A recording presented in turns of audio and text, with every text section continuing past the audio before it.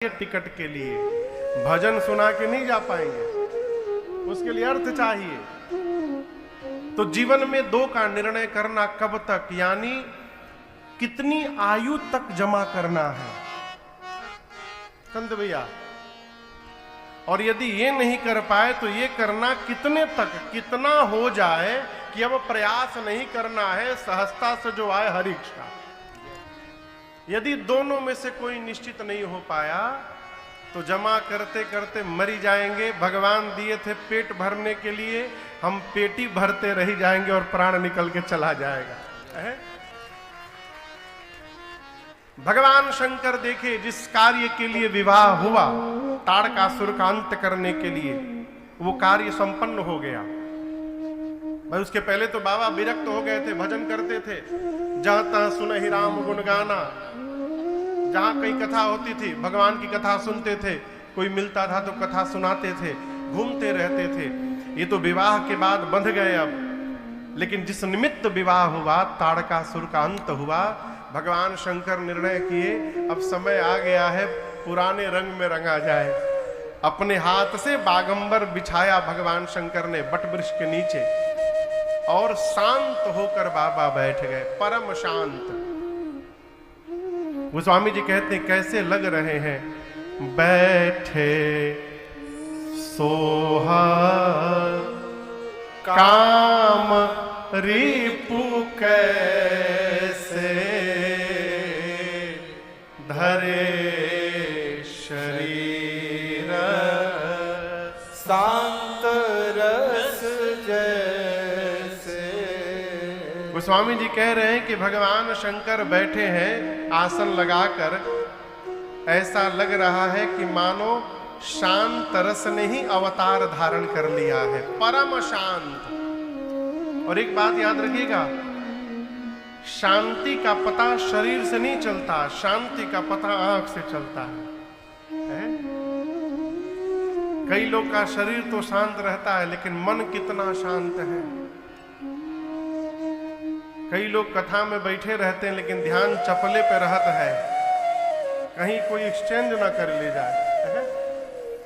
कई बुद्धिमान लोग कथा यदि नगर में हो जाए ना, दिवाली मनाते हैं। क्यों? घर के सब पुरान चप्पल नया हो जाएगा। आते हैं, देखते हैं जहां बढ़िया चप्पल खुला है उसी के बगल में खोल देते हैं। अब बीचे में सीताराम जय जय है। मन शांत है कि नहीं है, ये मूल विषय है हमारा। अब मन कैसे शांत होगा हो, एक बात याद रखिए, गोस्वामी जी उत्तरकांड में कहते हैं, बिनु संतोष न काम न साही। संतोष क्या है? आज कौन सा दिन है वो? बुधवार। आज बुधवार है। आज बुधवार को जो प्राप्त है, आज के लिए वही पर्याप्त है, ये मान लेना संतोष है।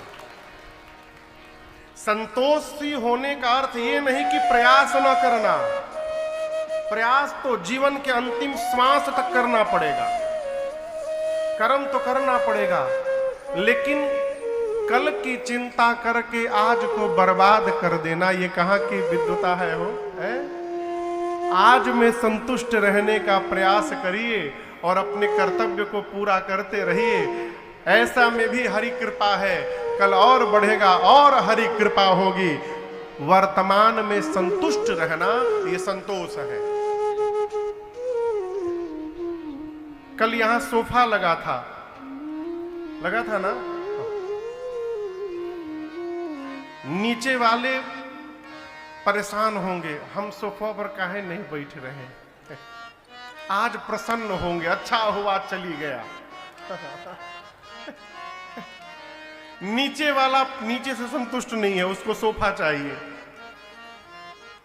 नहीं सोफा तो कम से कम पीछे का कुर्सी मिल जाए। कुर्सी वाला आगे सोफा पे आने के लिए परेशान है। सोफा वाला सोच रहा है, आप लोग को नहीं बोल रहे हैं, सोफा वाला परेशान है, मंच पर क्यों नहीं एक दरी बिछ जा रहा है हमारा है? हम जहां हैं वहां प्रसन्न नहीं है, जहां पहुंच नहीं सकते वहां की कल्पना करके अपना वर्तमान समाप्त कर रहे हैं। यह हमारे दुख का असली कारण है।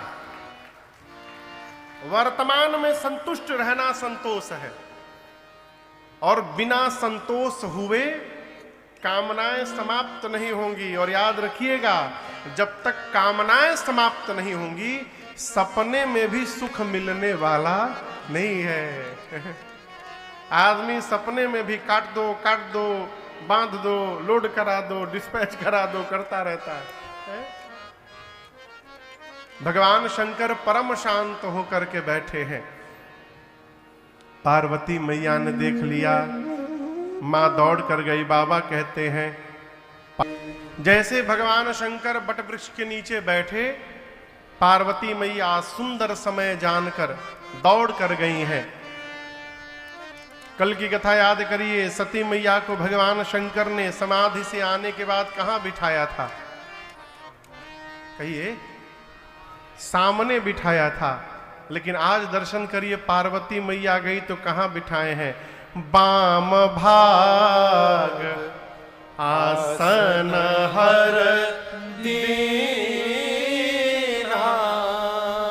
पुनः भगवान शिव ने मेरी मां को अपने बामांग में स्थान प्रदान किया।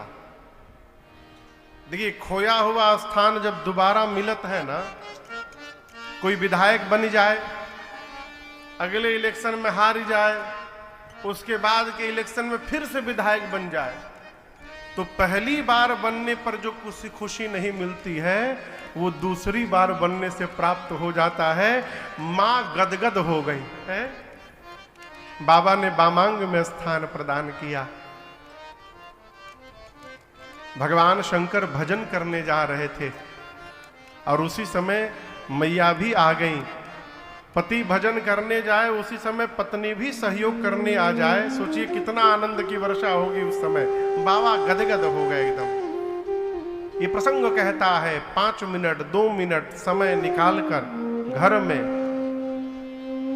भजन कर। क्या कर? भोजपुरी समझ में आती है आप लोगों को? अरे भजन कर, अरे राम भज,